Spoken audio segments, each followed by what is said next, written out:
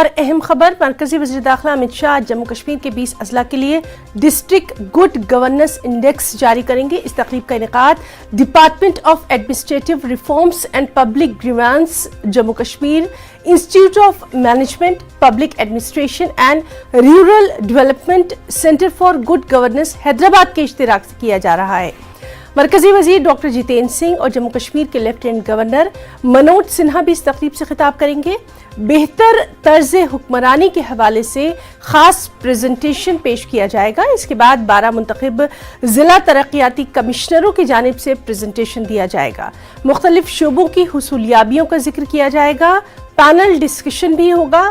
اضلاع کی کارکردگی کو مزید بہتر بنانے پر تبادلہ خیال کیا جائے گا۔ جموں کشمیر ملک کی پہلی یونین ٹیریٹری ہوگی جس کا گڈ گورننس انڈیکس ہوگا۔ دہلی سے ہمارے ساتھ موجود ہیں ہمارے ساتھی شیلیندر وانگھو۔ شیلیندر، بے حد اہم اس کو مانا جا رہا ہے، خاص طور پر جموں کشمیر کی تعمیر و ترقی کے لیے کافی کچھ آج اہم دن رہنے والا ہے، تفصیلات چاہیں گے؟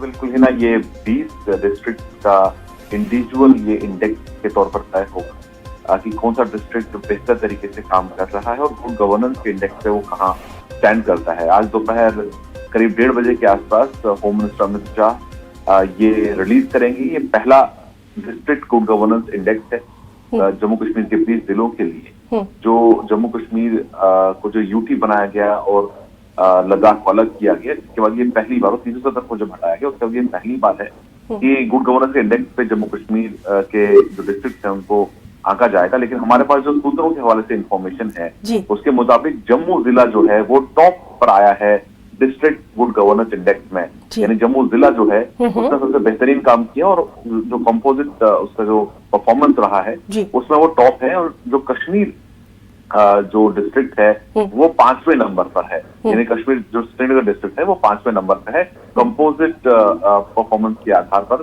یہ آنکا گیا ہے، حالانکہ اس میں جو تمام جو پہلو ہیں ان کو نظر رکھتے ہوئے یہ رینکنگ کی۔ جی شیلین، تو بہت بہت شکریہ آپ کا ادا کرنا چاہیں گے اور لگاتار اس بہت اہم خبر سے متعلق تمام تفصیلات ہم اپنے ناظرین کو دیتے رہیں گے۔ بہت بہت شکریہ شیلیندر آپ کا جانکاری کے لیے۔